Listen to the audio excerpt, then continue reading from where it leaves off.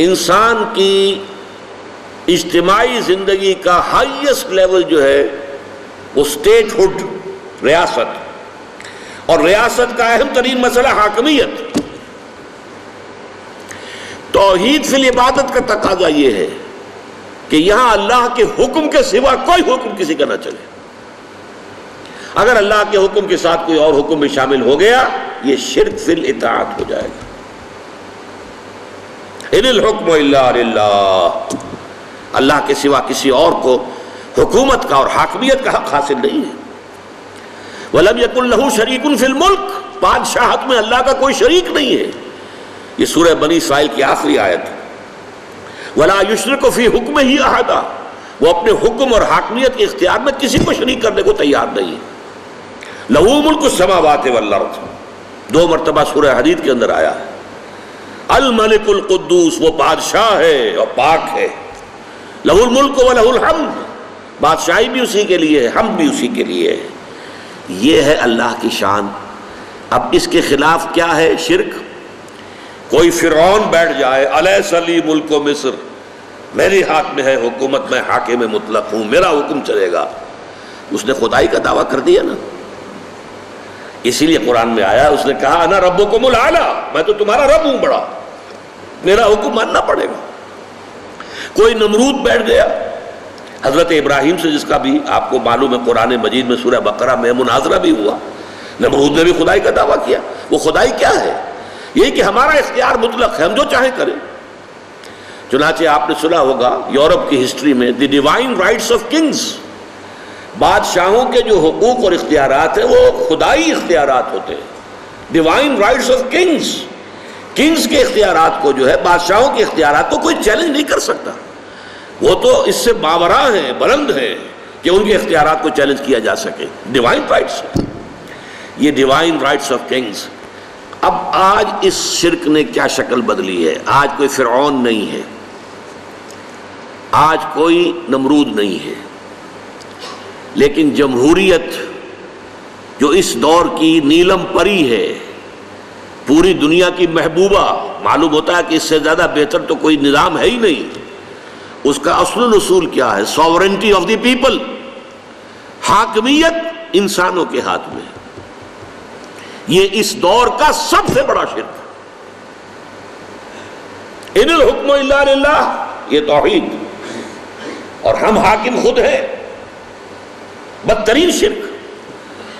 آج کتنے موحدین ہیں کہ جو اس شرک کو جانتے ہو؟ خدا کے سوا کسی اور کی حاکمیت ماننا، ان الحکم الا للہ کی نفی۔ یہی وجہ ہے ان کا قول کیا ہے؟ ہماری پارلیمنٹ ہے، وہ فیصلہ کر سکتی ہے ہومو سیکشول میرجز ہم لائسنس کر دیں گے، ہم اجازت دے دیں گے، ہمارا اختیار ہے۔ ہمیں یہ نہیں پوچھنا کہ خدا کیا کہتا ہے، نہ عیسائیت سے پوچھنا، نہ یہودیت سے، نہ اسلام سے، کسی سے نہیں۔ ہم بیٹھے ہیں نا ساورن، وی آر ساورن، ہمارے پاس اختیار ہے، ہمیں منتخب کر لیا ہے تمام عوام نے۔ عوام کی حاکمیت اب ہماری حاکمیت کی شکل میں آ گئی ہے۔ عوام نے اپنی حاکمیت ہمیں ڈیلیگیٹ کر دی ہے، ہمیں منتخب کر کے وہ ڈیلیگیٹ ہمیں کر دی ہے، ہم حاکم ہیں، جو چاہے فیصلہ کریں۔ چنانچہ آج آپ کو معلوم ہے جدید ترین ممالک کے اندر گے میرجز، ہومو سیکشول میرجز، 2 عورتوں کے درمیان شادی، 2 مردوں کے درمیان شادی ہو رہی، جو چاہے کریں۔ شراب کو چاہیں تو حرام کر دیں، شراب کو چاہیں تو حلال کر دیں۔ امریکہ میں پروہیبیشن ایکٹ جو ہے 1930s کے اندر نافذ کیا گیا۔ بہت سے جو ہے فیکٹس اینڈ فگرز آ گئے، اتنے جو ہے حادثے ہو جاتے ہیں شراب کے نشے کی وجہ سے، اور راز جو ہیں بڑی بڑی پارٹیاں ہو رہی ہیں شراب کے نشے میں دھت ہو کر، کسی سفیر نے کوئی بات اگل دی، کسی وزیر نے کوئی راز جو ہے وہ فاش کر دیا، تو یہ تو بڑے بڑے غلط کام ہو جاتے ہیں شراب سے۔ شراب کو بند کرو۔ وہ شراب کا پروہیبیشن ایکٹ پاس ہو گیا، لیکن اس کے بعد وہ چھٹتی نہیں ہے، منہ سے یہ ظالم لگی ہوئی عادت پکی تھی، انہی لوگوں نے دوبارہ کہہ دیا نہیں جائز ہے جی، کھولو اس کو حرام نہیں ہم کر سکتے۔ نہیں، اختیار بند کرنے کا بھی ہمارا ہے، کھولنے کا بھی ہمارا ہے۔ We don't know any god کہ اس کے فیصلے سے ہوگا کہ اس نے کسی شے کو حلال کیا یا حرام کیا ہے، اس سے ہمارے بحث ہی نہیں ہے۔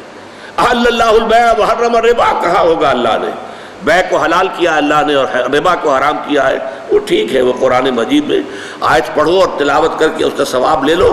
باقی یہ کہ ہمارا تو آپ نے ابھی سنا، پاکستان کی سب سے اونچی عدالت کے اندر جو باتیں کہی گئی ہیں، کوئی شے حرام بھی ہو تو اگر وہ لوگوں کے لیے ضروری ہو تو ہمیں کرنی پڑے گی، وہ تو اس لیے ہمیں سے کوئی غرض ہی نہیں ہے حلال اور حرام سے۔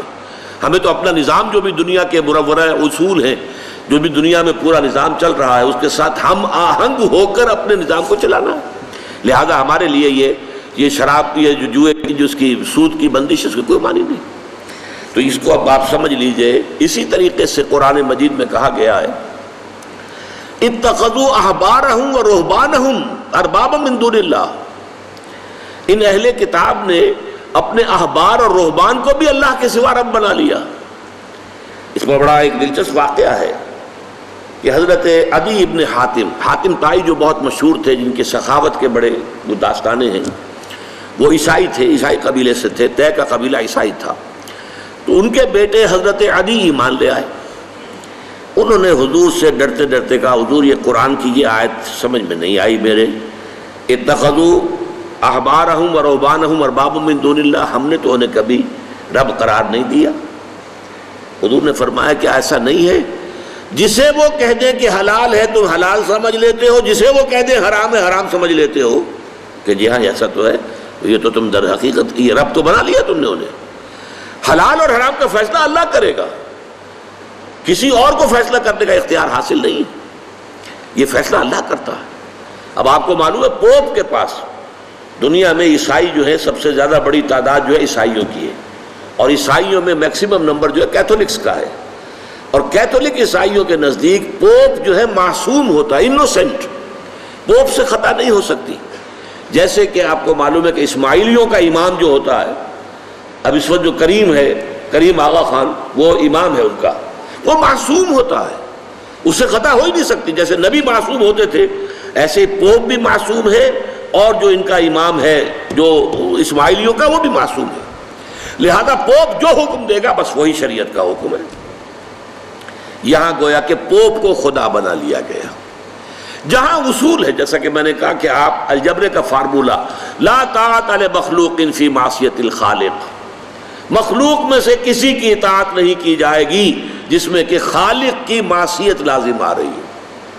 جہاں خالق کی معصیت لازم نہیں آ رہی، مانو والدین کا کہنا مانو، اساتذہ کا مانو، بڑوں کا مانو، حاکموں کا مانو، سب کا مانو، آپ کا کوئی شیخ قبیلہ ہے اس کا کہنا مانو، بڑے بھائی کا مانو، لیکن اللہ کے حکم کے دائرے کے اندر کہیں بھی اگر اس سے سوے منہ جو ہے تجاوز ہو گیا تو پھر آپ کے دو معبود ہو گئے کہ کچھ چیزوں میں آپ نے اللہ کو مطاع مطلق مانا ہے اور کسی معاملے میں آپ نے کسی اور کو مطاع مطلق مان لیا ہے۔ یہ شرک فی الاطاعت ہے جو گویا کہ شرک فی العبادت کا جز ہے۔